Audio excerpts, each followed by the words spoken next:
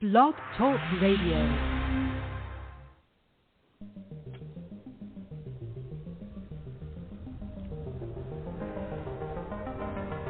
Welcome to Let's Talk Jets Radio.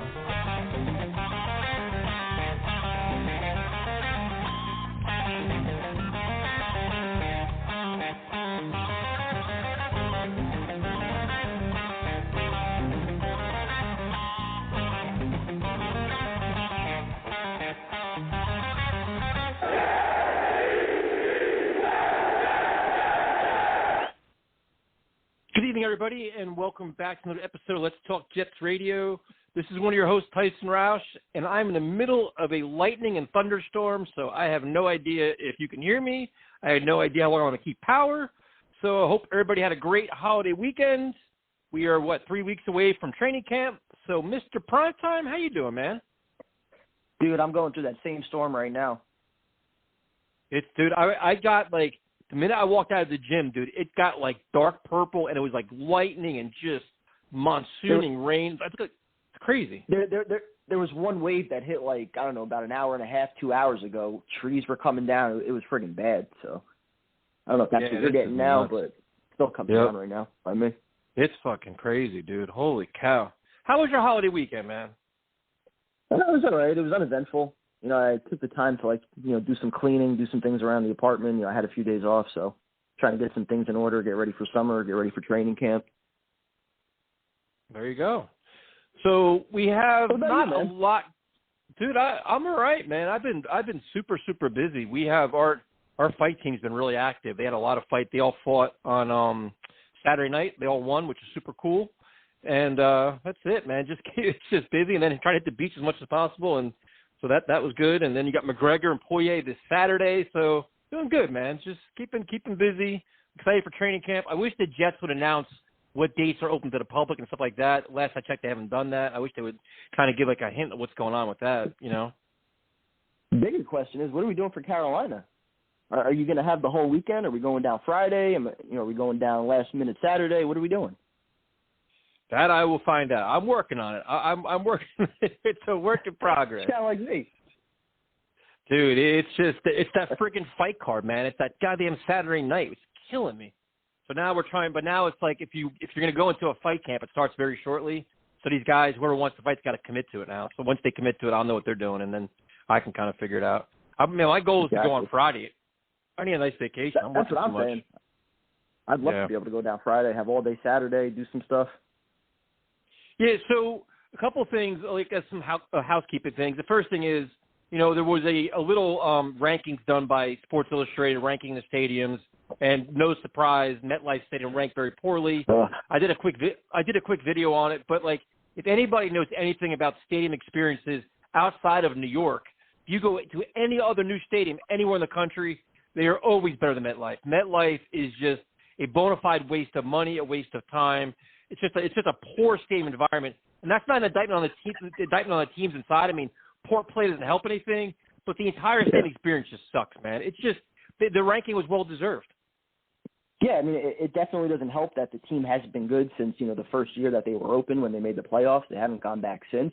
You haven't had a playoff game in that building, so I mean, the stadium is what it is. You took away a true home field advantage, even though it wasn't our stadium in Giant Stadium. We had a legitimate home field advantage there. It was 80,000 packed Jets fans every single Sunday. You knew the same people in your section every single week. You had, Fireman Ed going up and down every single section. It was a legitimate home field advantage, a legitimate home atmosphere. And, unfortunately, with the PSLs and everything that they did, they took that away. And, they didn't even give us a good stadium, to go with it. And unfortunately, you factor in the parking and everything else. It's just, it's not a fun environment. Do I think it can get better? Yeah. If the team's playing better.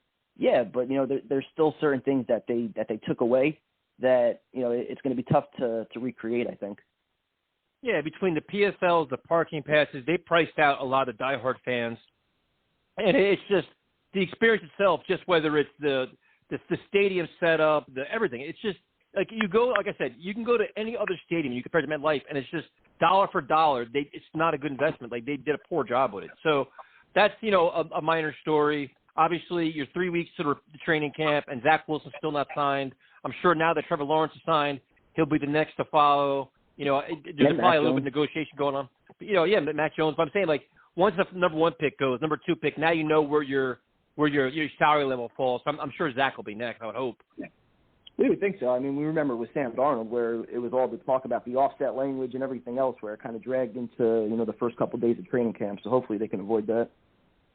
Yeah, and a minor story that not something I'd like getting involved in, but the whole Zach Wilson's mom thing is just getting ridiculous too, where it's like it's hard to ignore it, man. It's just like her last Instagram post saying that, Zach asked me to take my Instagram page down, even offered her money, and she's like, no, I'm doing a service.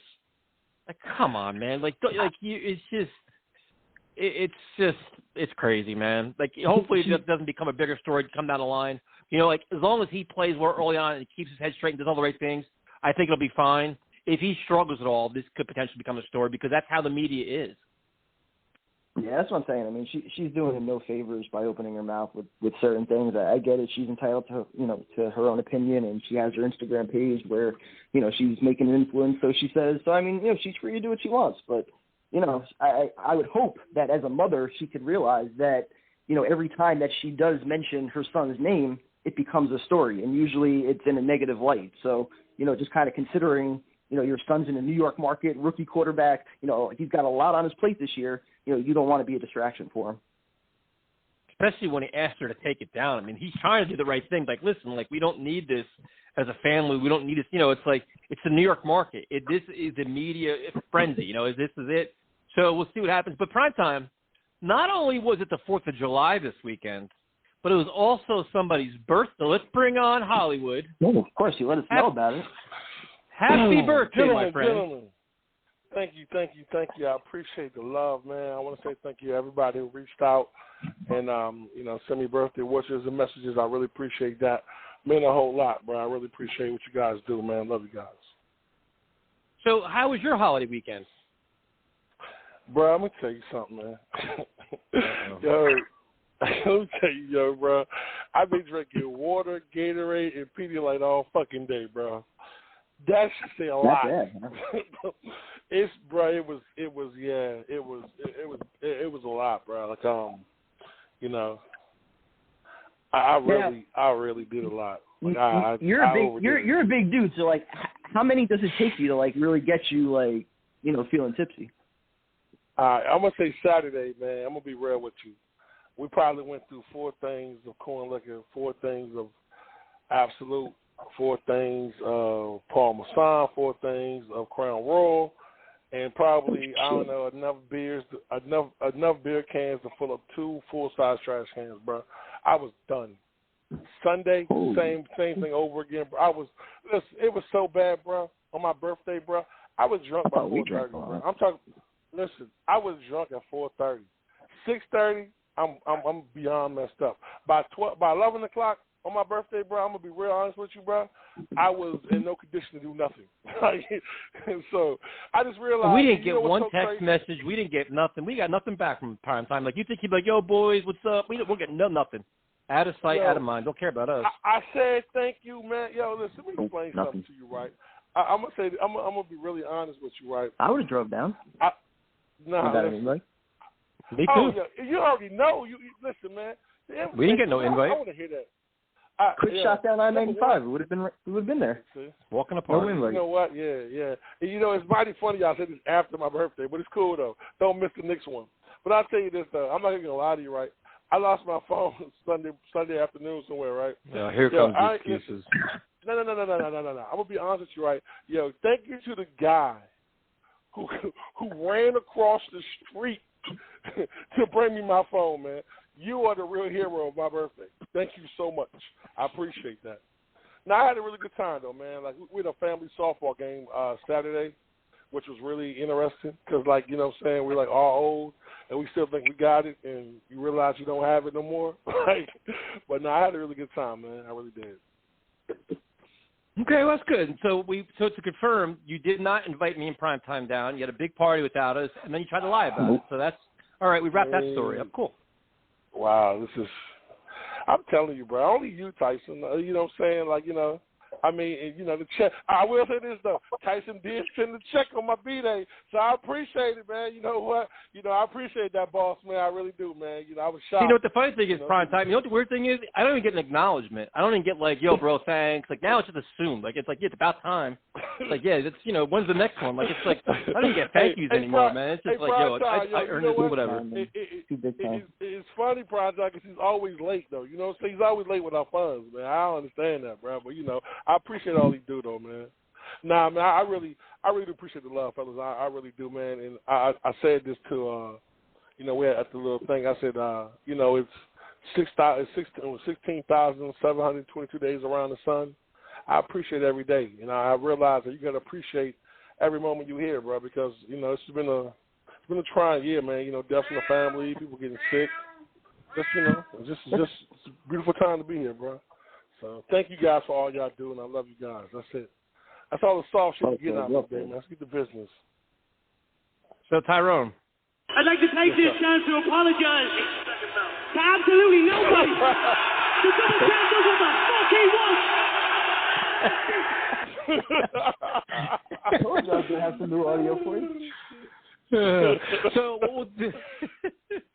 well, last week we covered the Jets offense. This week we covered the Jets defense, and to me, there's a lot of expectations for this group because you have a defensive-minded head coach who's highly touted, very innovative, does a lot with a little.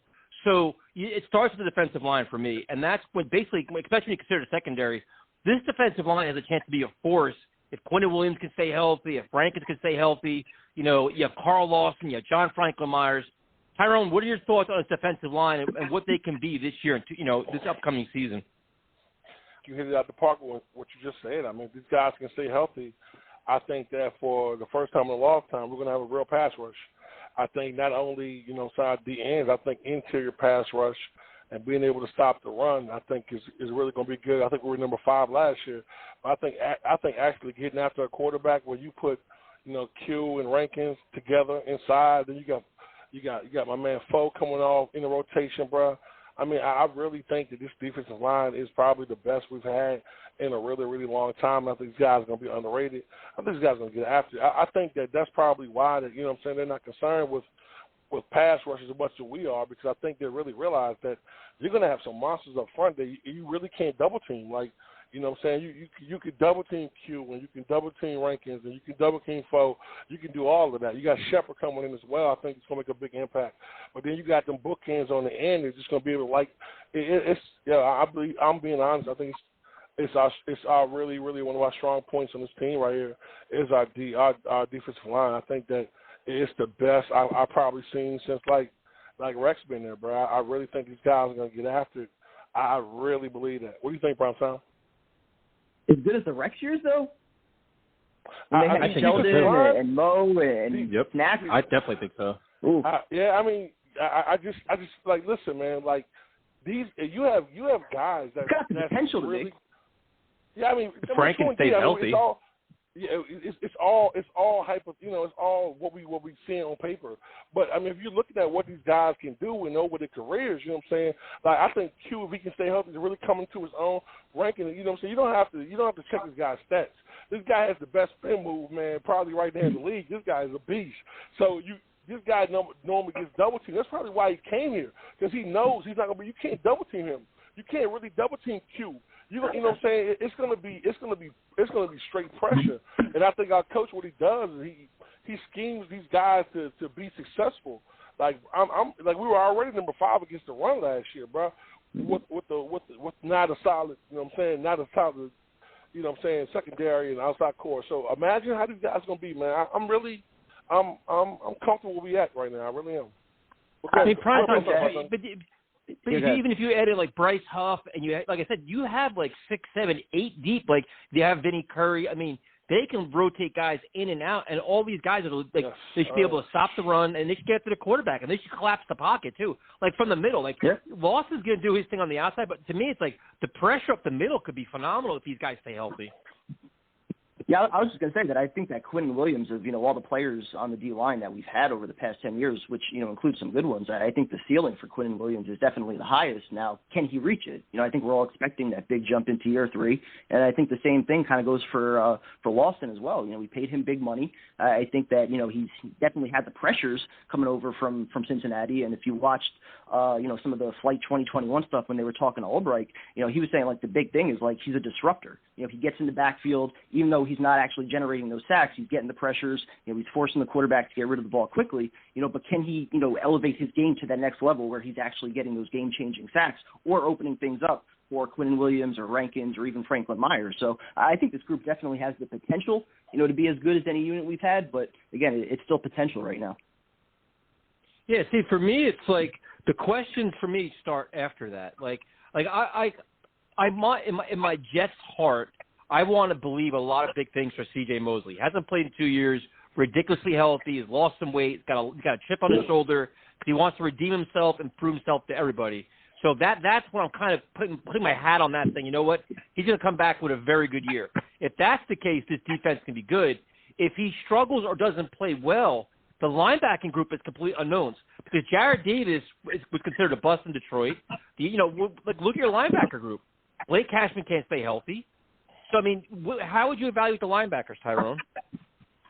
I mean, I like the young cats that we got, bro. I like the young cats that we got. I'm not even gonna count on Cashman. I just think he hasn't been able to be on the field at all. You know what I'm saying? Like, if you see him right now, he looks swole as a mug, but he looks like he's been really putting in work. But his shoulders are bad, but we knew this coming in. You know what I'm saying? So we know you expect that. I think Mosley will bounce back to form. I think we're having the defensive line the way we're going to have it. I think that we're really going to be able to attack. So I think that having him, not having to have that role of having to be the only guy on the defense. And I'm really looking at the guys that we brought in, like, you know what I'm saying? Especially my man out of Florida State, man. I really think this kid, might end up being a steal of the draft, man. I really think this kid might be a problem. I think that with the linebackers, they're young, they're fast. I mean, they're going to be young, they're going to be fast. I think Mosley's probably the centerpiece, you know what I'm saying? But at the same time, I think they're going to be. So what's a realistic expectation for C.J. Mosley this year? Like, what is saying this is what, like, realistic? Like, we can expect this, and that should be like his benchmark. I mean, it can fluctuate. It could be anywhere between 80 to 100 tackles. You know what I'm saying? You can look at 5 or 6 sacks. I think the biggest thing. Is he a Pro Bowl level? I would hope that he comes back at the Pro Bowl level. But if not, a step from there. You know what I'm saying? I think Q should have been a Pro Bowler last year, and he wasn't. So, it kind of depends on how they pick. But I think he'll be out of the top 100 players. I think he'll be anywhere from 100 to 90. He'll be in that. If worst case scenario, he'll be in that ballpark, if not higher. I think that what he does is, he's the kind of player that you don't lose a lot doing what he do. You know what I'm saying? They say he hasn't lost a step. You know what I'm saying? He's probably going to have a little ring rust, but he hasn't lost a step. And someone like that, plays that position, that position is more mental than anything. You know what I'm saying? It's not really having the best physical attributes. It's being able to cover a little bit, but it's being able to think on your feet. You know what I'm saying? And pre-think. I think that he does that very well. I think that he's probably more mentally sharp than anything. I think he's healthy right now. And I think, and people that are saying things so about C.J. Mosley has never been hurt prior to coming here. Like, you know what I'm saying? He's never been hurt prior to coming here. That should speak volumes. I mean, this man hasn't had – I said he had a history of being hurt. He's never had that. So right. I'm looking for a bounce back year. I mean, I think he could be the brains of the defense. He could be the captain. He can call the plays and everything else. But prime time, like, how would you evaluate the linebacker position? A lot of unknowns. I think C.J. Mosley's the big X factor. I mean, you give me 90% of the player that he was in Baltimore, and I think that's definitely a Pro Bowl caliber player that, gives this defense a huge boost. Like you said, a great communicator, a leader of the defense, a guy that, I think is going to help set up some of the younger players on this defense. But other than him, it's a lot of unknowns. I mean, you're probably talking about Gerard Davis as your strong side linebacker, and then, guys like Cashman and Nasruddin and Sherwood probably battling it out on the weak side. And, Cashman, he's got questions about whether or not he can stay healthy. And, mid to late round rookies, you really never know what you're going to get there. So, we've talked a lot about signing a corner, signing a backup quarterback, but, a guy like KJ Wright, for example, an outside linebacker that can cover, I think that can make a lot of sense. Even though he's a little bit older, he still, brings that veteran experience. So, I think that's a move that, they might make at some point in training camp. So what are your expectations for Mosley? Like, what would you consider realistic for him? What, in terms of numbers? Just like, do you think he can return to Pro Bowl caliber play, or is he just going to be like a solid linebacker? Like, what should we expect from him this year? I mean, I personally expect him to be in the Pro Bowl. I think that should be the expectation for the amount of money that he's making. He's had a year off to get his body healthy. It's not like he's old. He's still, I think, under 30, right? So, I think the expectation should be pretty high. The player that he was in Baltimore was, one of the better players in football. So, like I said, if we get like 80 to 90% of that, that's a great add for the defense. Okay, so then you go from the linebackers, then we'll go to the safeties first because, Marcus May right now, you still have, 9 days to get him signed to a long-term deal. I think that'll probably come down to the final moments if they get a deal done with him. Then you have LaMarcus Joyner, who is, played a lot of corner. They're moving him back to what they say is his natural position at safety. So, Tyrone, what is your evaluation of the safeties, man? What's your level of confidence in this being like the glue to the secondary? I think that, I think that is the glue to the secondary. I really do. I think that's going to be something that's going to really help us out more than anything. I think that we're going to be short on certain areas with our secondary as for our cornerbacks. But I think it's going to be our strong point. I think Marcus May, I think he'll come in. He's not only respected in the locker room, he's actually respected on the field. You know what I'm saying? I think that he comes out and he brings 110%. I think the guy that we picked up was Joyner that we picked up from Oakland. I think he's going back to his natural position. So I think that, I think he'll make a much better impact. They had him playing slot corner last year, and he was getting burned because that's not his position. I think that him going back and, being able to cover tight ends and stuff like that will be more detrimental for him, and him playing closer to the line and being able to play in zone. I think that'll really show, not only what we have, but these guys' athleticism as well, because I think Marcus May can have more of instead of playing that center field or being able to move on the field a little bit, being able to see things before it happens. So as for our safeties, I'm very comfortable with our safeties at this very moment. What you, Prime Time? Not a lot of depth, though. Yeah, I was going to say, depth is definitely a concern. I mean, my expectations are pretty high for Marcus May, going into a contract year. Assuming he doesn't sign a contract, I think he's going to be looking to, put up pretty big numbers and sign a contract next year. And Joyner, same thing I was saying, before about that series that the Jets were doing when they were talking to Albright. He was, mentioning about Joyner playing the slot and how, the experience that he got there, covering receivers one-on-one. That's going to be huge in this defense when, he's asked sometimes to, cover a tight end one-on-one, like just having that coverage experience. So, I like what Joyner brings. You got him at a reasonable rate. The question really is about Ashton Davis. What do you get out of him? Can he fill that depth role? Yep. Absolutely. That's the whole question. That's the whole thing. And then you go from there because, after that, they don't really have anybody. That's it. Like, all those other guys they had, they didn't bring back. So then it's like you go from there to the corners, and the corners are ridiculously young, man. And I think the part of me is still surprised they didn't sign somebody to bring him in. Maybe that'll happen during training camp. But, I guess maybe Corey Ballantyne is considered a veteran, but he's not really. Ooh. So you got Bless Austin, you got Michael Carter, you got Javelin Guidry, you got Lamar Jackson. Justin Hardy they brought in, special teams guy, but they said he's going to give him a chance to play corner. Bryce Hall. I mean, Kevin, what do you think there with the corners? I think it's just there's going to be a lot of competition, which is good. A lot of rookies, you guys competing, which you're going to get good reps, get good competition. The level of play, I'm not sure what you're going to get. My honest opinion is I think they're going to try to hide that secondary with exotic schemes like coverages and a great pass rush. Because I think there's just so many unproven guys back there. Yeah, tons of young guys. I mean, they're all young, good measurables, good size speed combos. But, you got a lot of guys that, are coming back from last year, the year before, between Bless Austin, Javelin Guidry, Lamar Jackson, Bryce Hall. And, you brought in some new guys this year, some draft picks with Pinnock and Eccles and Michael Carter. So, there should be some healthy competition there. But, same thing, like I said, for, adding a veteran linebacker and a backup quarterback, you still have plenty of cap space to work with. There's going to be plenty of veterans that shake out at some point in camp. So bring in a cornerback too. But, early on at least, let's get these young guys some reps, see what they got. You know, we always talk about the strength of our offense being the wide receivers. So, you know, we're going to get these young corners tested pretty early in camp. So, you know, let's see what they have and, you know, identify what needs we have and identify, you know, what depth we have. And, you know, like I said, we have the money. So if we need to add somebody, you know, I think they can bring somebody in. Yeah, because right now, like, I mean, Tyron, if you think about it, if you're an opposing offense, the way I would attack this defense is with a quick passing game and keep testing these corners and see what they can do. Like, I think the Jets will be stout against the run and be like, you know what, we're gonna try to beat you with the pass and set up the run. And I think that's how you challenge the secondary. I mean, what do you think, Tyrone? I mean, not necessarily. I think that if you're running the zone, I think that, you know, say that quick passing game will be, you know, it depends on how exotic it is. But if you have guys in certain locations, I mean, it's always going to be spots on zone. But if you have guys that can get to the ball, fly to the ball, and just cover the area, the biggest thing for me with these young guys is them knowing their position and learning this new offense, them new defenses. That's the one thing that scares me. That's the biggest issue I say that we'll probably see. Is these guys being able to, you know, to pick this up and really understand. You know, it's easy to do it when everything is slowed down.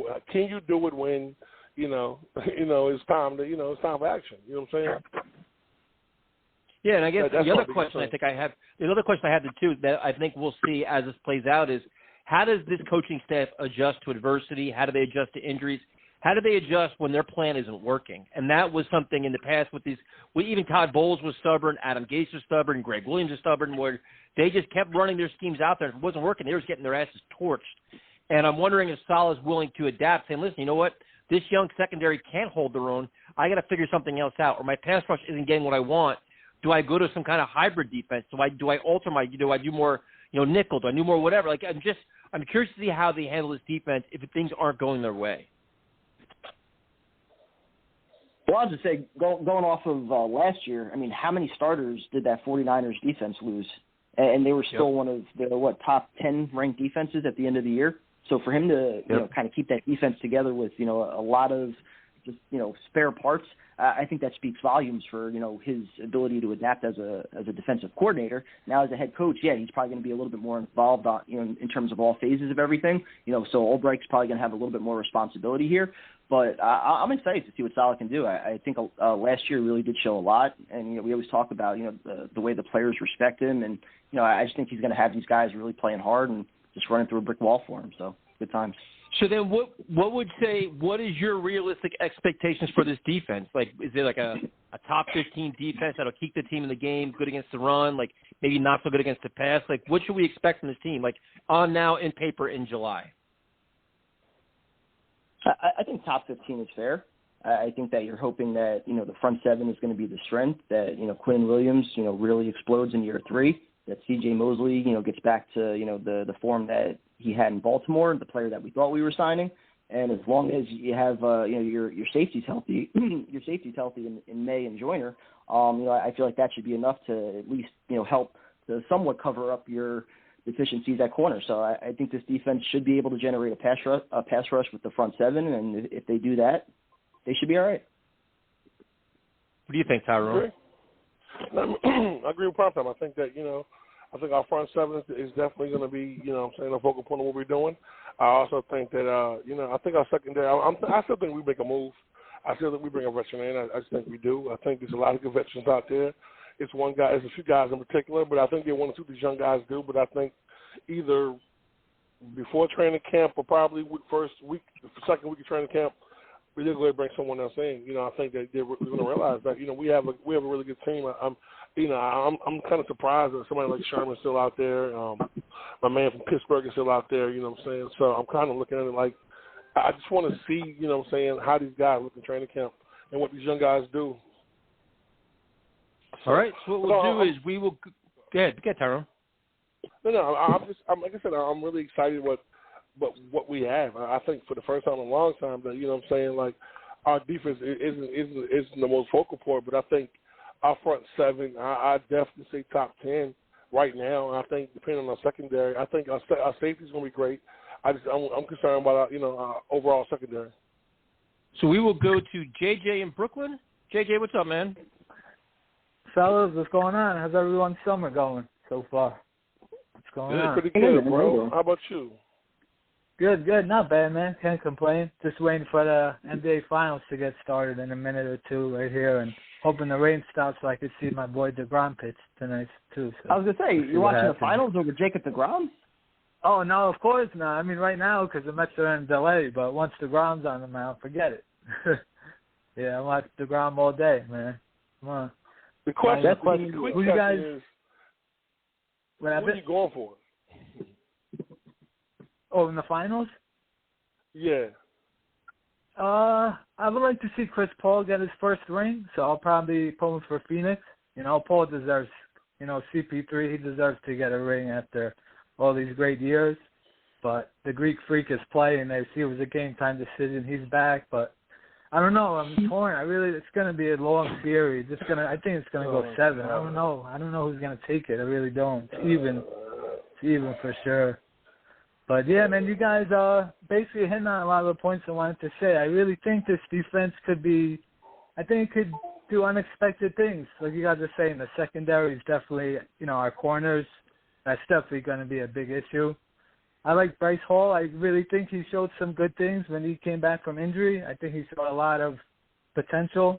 But besides him, Lamar Jackson, and there's not much there, but I think our linebackers, our safeties, the D-line, I really think that's going to be really solid. Getting Lawson is huge. Quinn Williams, 7 sacks, and look at all the – Yeah. Hold on, JJ, but you don't have any concerns about the linebackers? I mean, Mosley basically hasn't played in 2 years, and the guys around him basically are unknowns.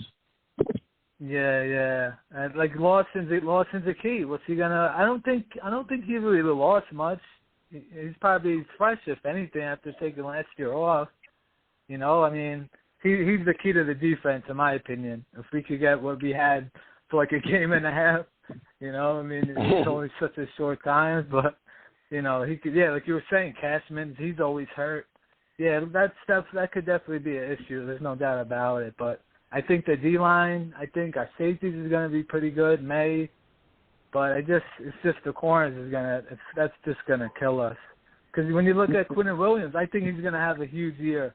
He had 7 sacks last year. He missed 3 games. And if you remember, there had to be about 4 or 5 plays where he got to the quarterback, but he just has to avoid putting that damn hand in the face mask.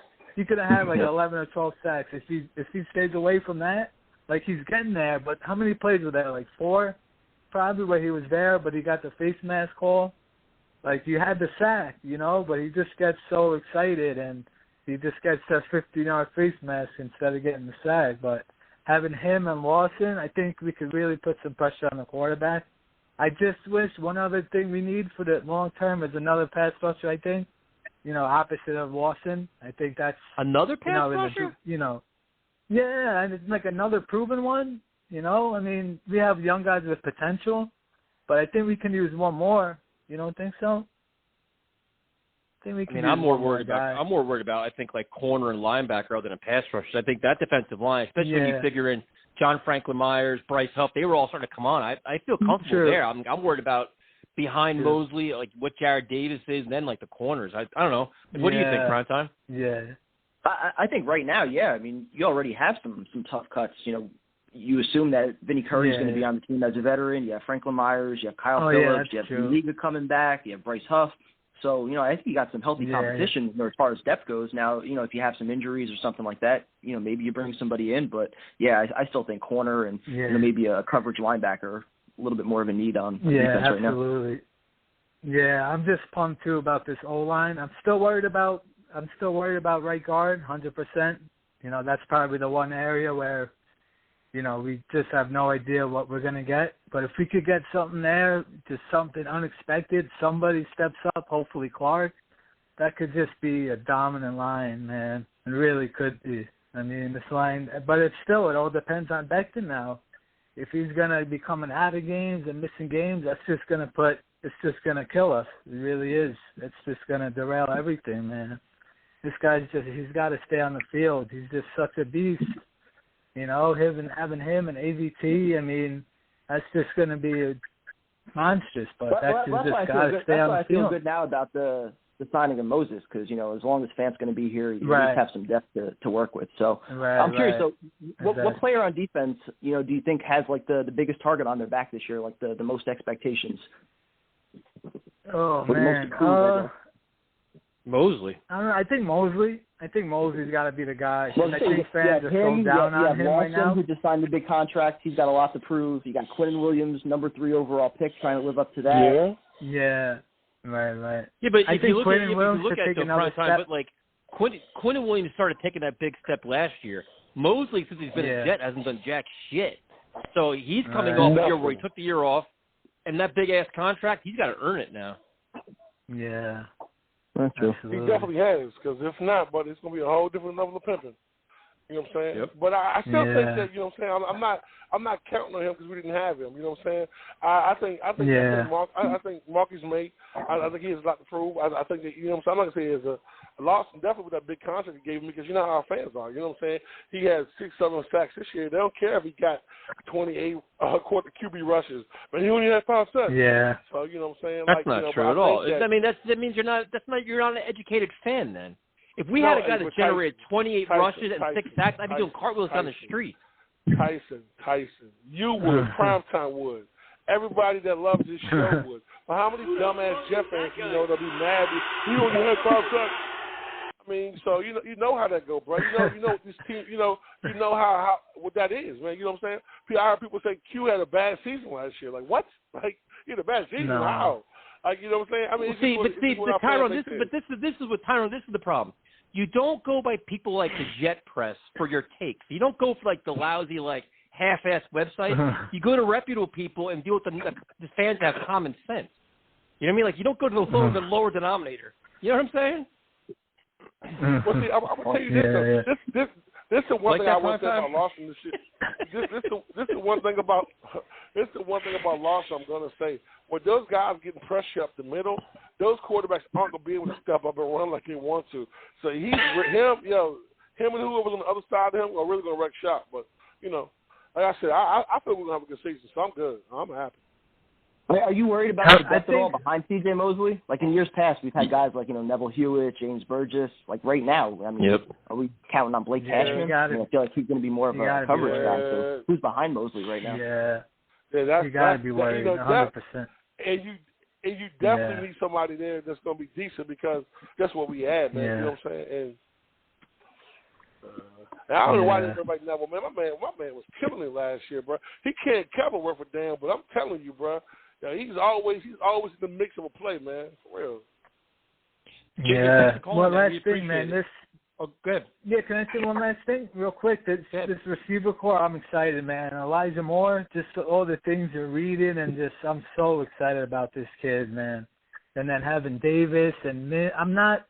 You guys may think I'm a little off base, but I'm not crazy about Mims. I didn't really like the draft pick at the time, and just when he's on the field, I don't know. To me, he just plays very slow. I don't know. Maybe you guys think I'm off base here, but I'm not a huge fan of him. I think he's gonna fall down the depth chart. I think guys like Keelan Cole is gonna end up getting more playing time than him, and obviously Davis, and I think Moore will too. I think he's gonna end up being like a 4th, 5th best receiver. I don't know, but I'm pumped about Moore. I can't wait to see him. Well, see, I think the thing about Mims is he was a little bit inconsistent. He got banged up a little bit. But now there's a ton of competition. Right. So now the cream's going to rise to the top, man. If you half-assed it or inconsistent like that, you're not going to play. So it could bring out a better player in him, if anything. True. Yeah, that's true. Yeah, I appreciate it, guys. You guys have a good one. I'll talk to you soon. You too, man. Appreciate it. You too. Take care. Thanks, man. All right, bro. Have a good night, bro. Tyrone with his little 28 pressures, and what are we doing here, man? Hey, bro, listen, man. All I want to do. Don't float in lines like that, man. All I want to do is see us be successful. Now he's going to act like a politician. Are you serious? Yo, man, listen, bro. Stop. So here's a question for you. What? Cut this shit. You know we're gonna be good, Tyson. You know you wanna drink the Kool-Aid, man. Don't even try that shit, bro. Listen, see, Tyrone. Bro. You know you really do. Tyrone. But here's the difference. Unlike you, I have already made my predictions and put them on our YouTube channel. I have made videos doing my realistic expectations for all facets of the team. So I don't hide from my takes. But, hey, listen, Tyson, tell the truth. Surprise, motherfucker. The king is back. Tell the truth, though, man. This has been the best we've been able to feel in a long time about this team, bro. I really be dead honest with you. No, listen, dude, I'm ridiculously excited. I think they're going in the right direction. There's a blueprint in place. I think you could see the vision of Joe Douglas. You could see what Saleh's trying to do. They upgraded the offensive line. The defensive line is solid. We have more playmakers on offense than we've ever had between the wide receivers. You have more speed at running back. The tight end position is still kind of a concern, and then the whole thing is, what is Zach Wilson? But I think they're putting him in a position to succeed. It may not happen right away, but I feel comfortable with it. Like, I'm excited, dude. But I'm not this guy going to like right now. People are saying, 11 wins and 10 wins, and the Jets could surprise the NFL by winning 6 or 7 games because they were one of the worst teams of football last year. Like, we tend to forget how bad we were last year. You win 6 games, I mean, that's a big step forward. You win 7, that's a big step, and I expect it. I think they'll be competitive week in and week out, and it's just a matter of how they handle this young quarterback, how he progresses throughout the season, and hopefully in late December he's playing at a solid level where we can take another big step next year. That's kind of what I'm hoping for. You know what I mean? Yeah, absolutely, bro. I mean, I don't know. I just feel like, and I know I always get to the point where I'm always drinking the Kool-Aid, but I'm actually excited, man. I'm be really honest with you, man. I'm excited. Like, I got that feeling like when Rex came in the building, bro. I feel like that. And I try to keep my, it's early, so I'm not gonna go crazy with it. But I love, what Joe D has done. Like, I really question some of the stuff that he's done in the past. But right now, I'm really comfortable with what he's done. Man, I really like, I really like this team. I mean, I know we have some holes in a few places, but I really like, the revamped offensive line. Getting the young talent in, restarting the books. You know what I'm saying? Getting some receivers in. I don't know, man. Like, you feel me, Prime Time? Do you feel what I'm saying? I feel you, bro. I feel you.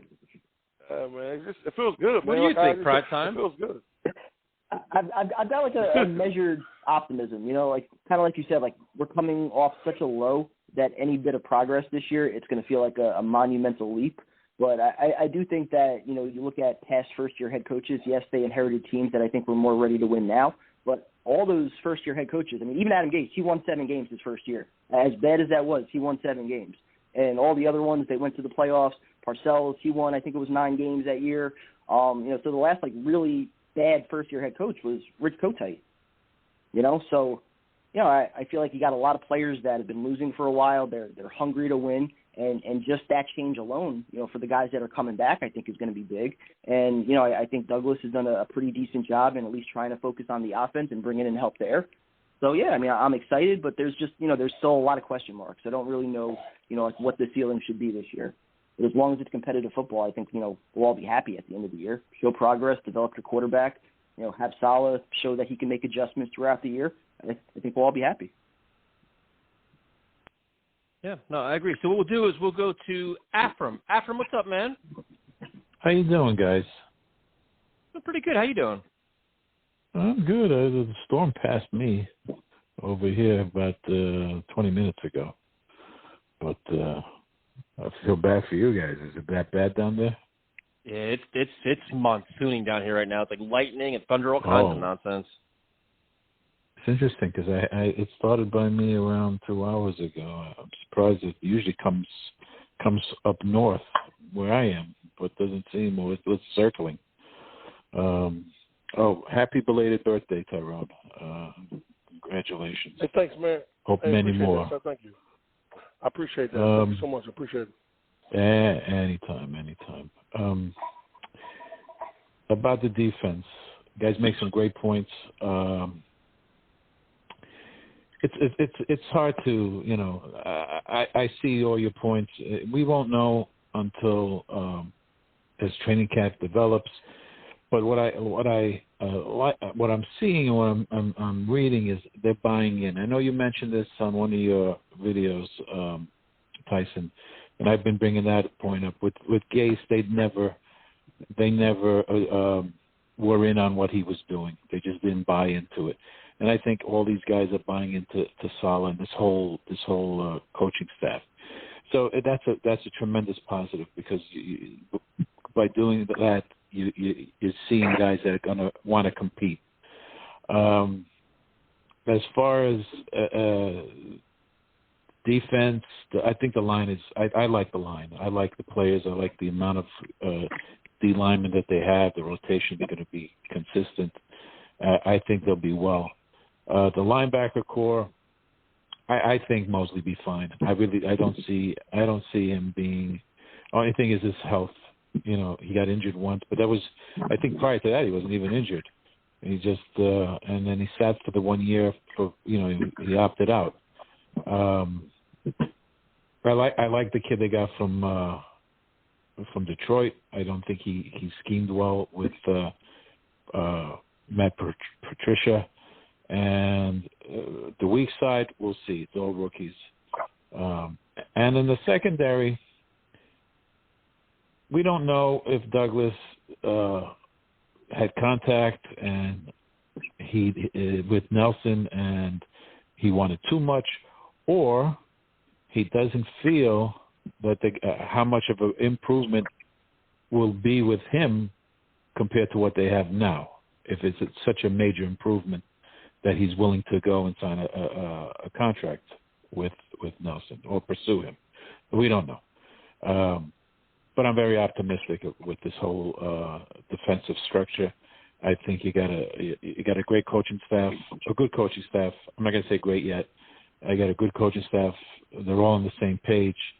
We'll see. It's a big question mark, like Kevin says, but we won't know until we see the who's stepping up. And like you say, the cream rises to the top. And let's see. We got another 3 weeks to go. So if he makes any moves up till now, that's going to fill any additional spots. And linebacker, I don't think Cashman is going to. I don't think he'll ever stay healthy enough. I think they're going to cut him. I don't see him. He hasn't been healthy since they've gotten him, and I think he's still hurt. So I see him being one of the first. Keep on the defensive line? That's a tough one. I really, you don't know. I can't give you an honest answer only because we don't know with this coach what he deems, what he wants, how many guys he wants in each level. You know, he may keep more on the D line, or he may keep more in the secondary. I don't know how his scheme is. Yeah, I mean, just looking at the depth chart right now, I mean, you can make a valid case for 10 guys to make the roster between, Quinn Williams, Rankins, Shepard, and Fatukasi on the inside, and then Lawson, Huff, Vin Curry, Franklin Myers, Kyle Phillips, and Jamiga on the outside. So, you got 10 guys there. You're not keeping all 10. I mean, I know you're going to 4-3. You're probably going to keep, a couple extra defensive linemen. So, I was probably thinking somewhere around 8 or 9. So, there's going to be 1 or 2 tough cuts there. See. Well, someone's going to get cut, or practice squad or something. I mean, that's the name of the game. It's business, and you got to play hard. And you might like the player, but if he doesn't step up over any other guy, of course, they're going to probably find another home for him or cut him. And it's going to be the same with everyone. There's really no one except for the quarterback that really has a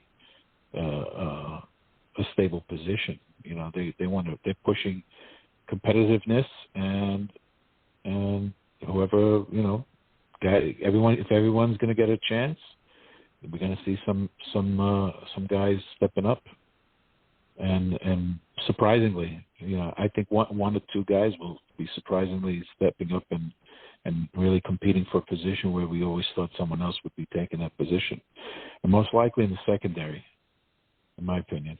But see, my question for you is, how much of a difference do you think this coaching staff can make in terms of wins and losses this year? I'm not going with the double-digit wins. You don't know. Realistically, I would say if they could get 6, I'd be very happy, as long as they're all competitive. But like anything else, as long as we stay healthy, we don't know what the other teams, anything could bounce the right way for us or bounce the wrong way for us. As the season goes, if we stay healthy and other teams, as they play more games, there's going to be injuries. Every team's going to incur injuries. At what level? That's going to be the difference. If it's a key player, if it's their quarterback, that can shift that whole club's output tremendously. And we can gain wins just because of an injury to a quarterback. We could even injure the quarterback if we have a great defensive line. So there's different circumstances. But if everyone stays the same, injury-wise low or whatever, I'd say 6 wins. I'd be happy with 6 wins based on first year. Next year, with additional draft picks and another year under their belt, I can see it going double digits. Because now you have some consistency, and that's the thing we haven't had in God knows how long. It's just consistency. And I'm hoping this owner sees that, having to stick with the GM and the coach long term to build a consistency, just like all these other teams that have been constantly been successful. They've had same coach for a period of time, and they build a solid core, and then they change one guy every year that has reached its potential, and then bring a young guy in, not changing the whole team per se like we just did. So I'm optimistic with this team. I'm happy with what Douglas is doing. I'm trusting what he's doing at this point. I haven't seen anything that I didn't like that he's done. And we just move forward. I mean, that's the best you could do at this point. It's too early. It's like a big question mark. So now the most important question: who do you have, McGregor or Poirier this weekend? Well, I go Poirier. I think didn't he win last time? Yep. Yeah. Is it this Saturday? Saturday night. Saturday night. Yeah. I'm looking for that's the main event, right? Yeah, they'll probably fight around 12:30, 1 o'clock in the morning. They'll drag that one out. The usual. Yeah. But it'll be. Let's see how long it lasts. Let's see if he. Well, Tyson, let me ask you, the MMA guru, how do you defend the leg kick? Like, what's your game plan to combat that? You check it. You check it. You check the kick. It's just that simple. You just check it. Check it. Check the kick. That's all it is. Once you check a couple of kicks, and it hurts like hell. So then it makes you. When you say check it, what do you do? You block it with your leg. Yep, you block it with your shin. So McGregor's a lefty, so that kid coming in, so you go shin on shin, it hurts like hell. But once you land a couple hard ones, it makes you think twice about throwing a kick again. You don't want to eat them clean. So there's a variety. Gotcha. That's the first thing. You could check it. You could change your footwork. Or what you could do is the minute they land that kick, you fire back your own kick. You don't keep eating it. Yep. Yeah. Yep. So it's. I'm sure he's. Good. Go ahead. Tyson. So who do you have in the fight, Tyson? Who do you like? Well, I'll share my thoughts. We're asking after him now.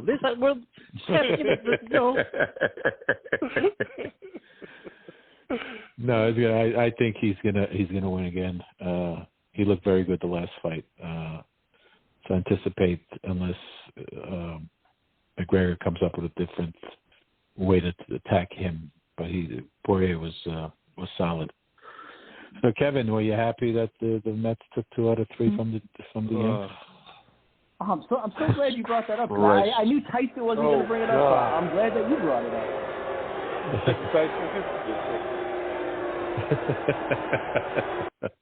This is some bullshit. What was the stat on Garrett Cole over his last 2 starts? 9 earned runs, which was the amount that DeGrom has given up all year so far. For a quarter of the price, pretty much. What's going on? You think they're just not listening to Boone? They're just not, or they don't. They're a bunch they're not of happy zombies, in there. Man. This is like playing for Todd Bowles, man. It's the same bullshit. They're underachieving. Yeah. Nobody holds them accountable. They're playing like shit. They can't even run the bases right. And they're lifeless in there. You watch them, they don't care if they hit a homer. They don't. It's such bullshit baseball. It's unwatchable, and nobody gets held accountable. Nobody gets benched. And I'm like, you know what you do? You tell Stanton, guess what, dude? You're playing the fucking outfield, and if you get hurt, I don't care. We need you out there. We can't keep monopolizing the DH position with him. It's like some of this shit's ridiculous, man. Yeah, but you have to care about him getting hurt, though. He signed for another 8 years? Who cares? He doesn't do shit anyway. They're babying everybody, man. Somebody got to be a hard ass with your team. Stop babying every friggin' guy. You get blown out 12-1. Well, we had some good at bats. Are you fucking kidding me? Good at bats, you're getting blown out.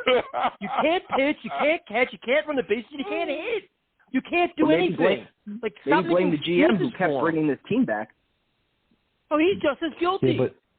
Do you think there's the clubhouse has issues? Do you think that players are not liking each other? I think they're all way too comfortable. To be honest with you, they're all too comfortable. They walk in, they walk out. You lost. Didi was a big leader in there, man. Didi was a very prominent leader in that locker room, and now it's he's gone. Gleyber Torres is a shell of himself. He's useless. It's it's just who's the leader? Aaron Judge. And then the biggest he talks all this shit I want to face Ohtani. He doesn't even play. How is that even possible?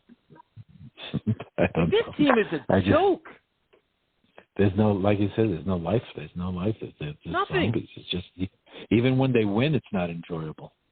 No, it's the team a couple of years ago when he had all the young guys up Ford and Tyler Wade, and they're all scrapping and they're just finding ways to win. That was fun to watch. Now you have all these overpaid bozos. They're doing jack shit and don't care. They throw a helmet every once in a while. They lose a game. They know they're going to play the next day. They're never going to get benched. Nothing's ever going to happen. And that's it. It's a joke, man. This is as bad as it gets with them. It's terrible. That's why you guys should be sellers at the deadline. They should. Make a bold move. Get rid of everybody. Trade Sanchez, trade Torres, load up on some prospects. You guys can turn it around quick if you do. You got to cut your losses, man. Torres was playing well previous years. This is what gets me. I don't know what's. Well, the move to short killed him, dude. So move him back, switch, do something, make a change. Juggle the lineup, do something, juggle the infield. I mean, you need to do something now. If you see the guy is not playing well at short and he was playing better at second, and figure something out. And what do you do with LeMahieu then? I would sub him. I would sub him for DH. Sit Stanton few games and sub him at. See what I'm saying? That Stanton thing's fucking ridiculous. He's a guy. He's like an albatross sitting there at DH.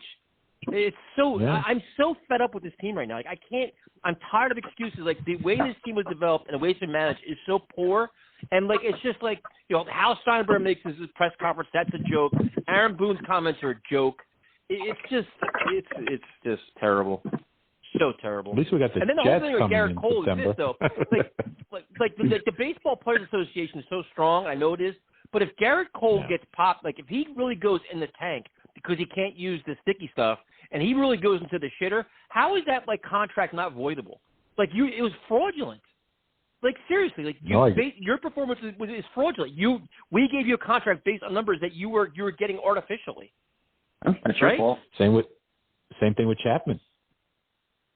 Oh, that was predictable. I called that one on Saturday. I knew that was happening. Or was it Sunday? Sunday. I called that one. I knew the home run was coming, and Mindy came in the game. I knew it. Yeah, even his stuff has gone a little sour ever since. I think because he had some of that stuff on his neck or whatever. DeGrom's still looking good.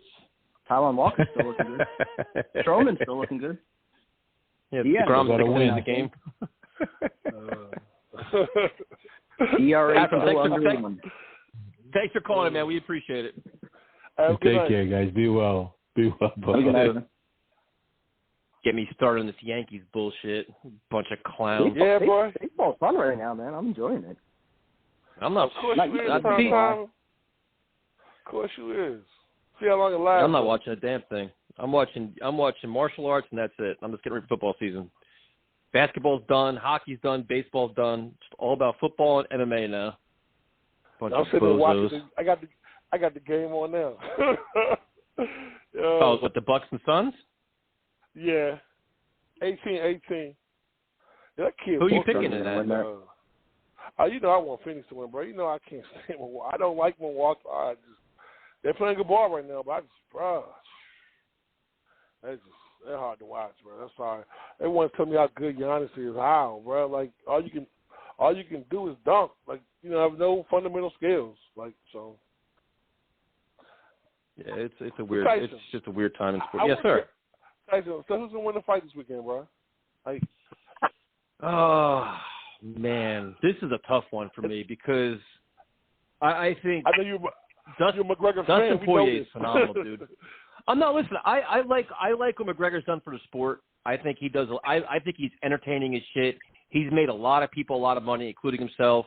I mean, there's no fight week like his fight week because he causes constant chaos, man. Like he did the tweet just a little while ago with Poirier's wife, like DMing him or something like that. Like he's controversial, he's flamboyant, he's must watch. Either you love him or you hate him, but you want to watch the fight. I think he's better than people think he is. It's just a matter of what version of him shows up. Like he may be really motivated now because he was embarrassed the last fight. And but keep in mind, the last fight he did have Poirier rocked though too. He hit him a couple big shots, but then I think he was kind of overconfident going in there, kind of complacent. He had some ring rust because his fight against Cerrone wasn't very long. And I think it's going to be a much better fight. Poirier, I think, right now is probably a better fighter. But I don't know, man. I think it's going to be interesting as shit. I think it's going to be really, really interesting. I think Conor knows if he loses this, all his big paydays in MMA are gone. Because the rematch against Nate Diaz will be big, but not as big, losing 2 in a row. So yeah. There's a lot. Even though he's got billions of dollars or whatever the hell he has, he knows losing this is an enormous setback for him, where he can't get those mega paydays. So I don't know. You may see a very good version of him. You excited, aren't you?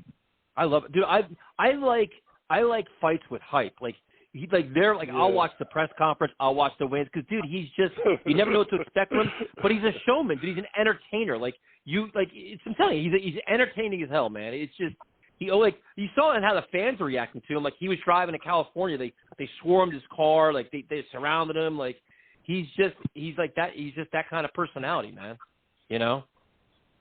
So and then he does the Coleman. I'm torn. I like Stephen Thompson, man. Like I think he deserves a title shot. He's like a long time good guy. Continues to get better. Takes tough fights, short notice fights. I'd like to see him find a way to win that, man. Get his deserved title shot and a big payday. But that's just Burns looked so good in the first round of that Usman fight. Yep. Burns is a beast, dude. You're gonna get a better version of him. He's powerful, but Stephen Thompson's style is so unorthodox, dude. The kicks, his movement, his attacks. But the only thing is, does he have the knockout power to knock Burns out? I don't think he can go 5 rounds and win a fight against Burns. I don't think that will last. But I think it's only a 3-round fight. But it's just I don't know. It's probably if I had to bet the fight, I would take Burns. But I'm rooting for Thompson, man. I just want to see him get that enormous payday. Yeah, who do you like, prime time? I like Burns in that fight. I've always been a fan of Burns. He got the Sugar Show also on the main card. What about McGregor? Oh, that one I'm completely torn on. I mean, Poirier is just so good, and you figure McGregor is going to bounce back from the last fight. Like you said, he's probably embarrassed. He wants to get that payday, so it should be a good fight. I think it's going to go longer than it did the first one or the second one. Yeah, I mean, I almost questioned his conditioning a little bit too, because when he started getting pieced up in the second round, that was more movement. I think he anticipated to land those big shots in the first round and put Poirier away, and it didn't happen. And he was like, oh shit, that's always been a rap on him, where it's like he kind of fades as the fight goes along. So it's going to be interesting, man. The whole card is stacked. I mean, there's a lot of really good matchups on it. So it's a great night of fights. And it's just the atmosphere and environment he brings, dude, is second to none. I'm telling you, watch the press conference, watch the weigh-ins. The fans go nuts. The Irish will take over Vegas. I mean, it gets crazy. Oh, is that going to be full crowd? Yes, sir. Of course, man. They want that McGregor money, man. He's got dude, I almost went and said, fuck it, because they have the fights. Then he has an after party, like the Wynn Hotel, like at a beach bar or something like that. So he's already got an after party. I'm like, you know what? I almost went. I was like, screw it, because it's just you just know the scene's gonna be insane. So we'll see what happens. I'm looking forward to it. Yeah, there's nothing like a McGregor fight, man. Nothing like it. So hopefully it's entertaining and everybody gets their money's worth, and not some stupid shit. We'll create that kind of atmosphere when we head out to Carolina. Yeah. You talking about that big fight that happened a few weeks ago? That mockery of boxing, that bullshit. Well, that's what celebrity boxing. We don't count that stuff. Yeah, I don't even know what you call that, bro. That shit was, bro. Like anybody wasting their money on that, like it's just a waste of money. Like, yo, I'm not paying to watch that, bro. I promise you.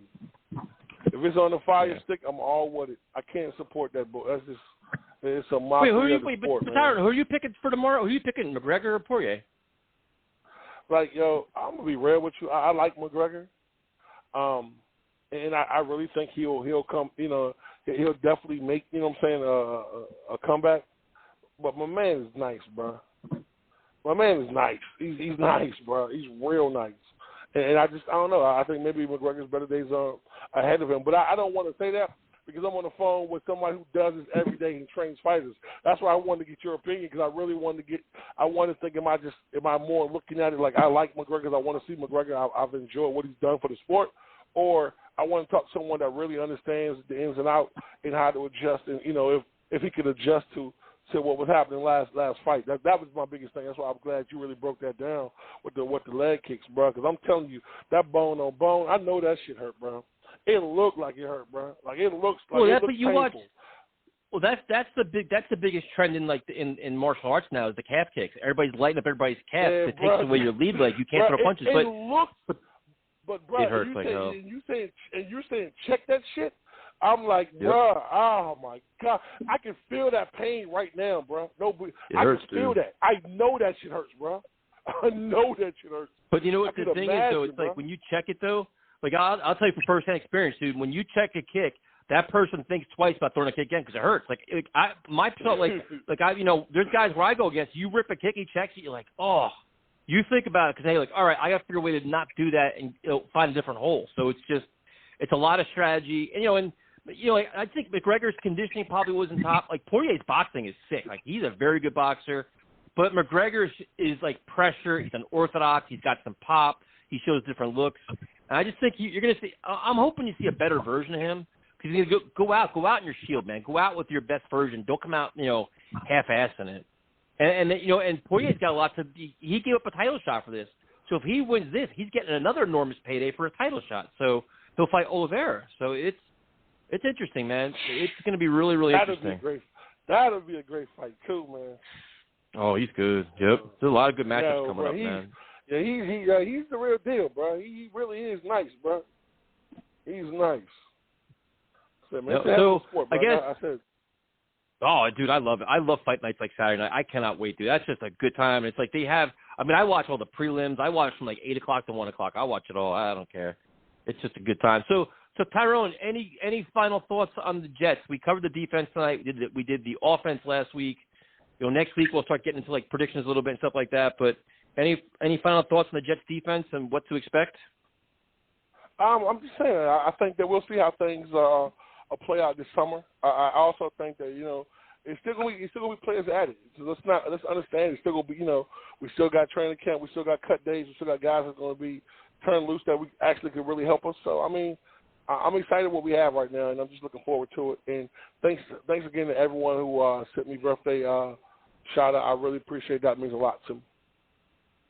Prime time, your thoughts? Slowest time of the year, the final 3 to 4 weeks leading up to camp. So counting down the days, can't wait till it's here.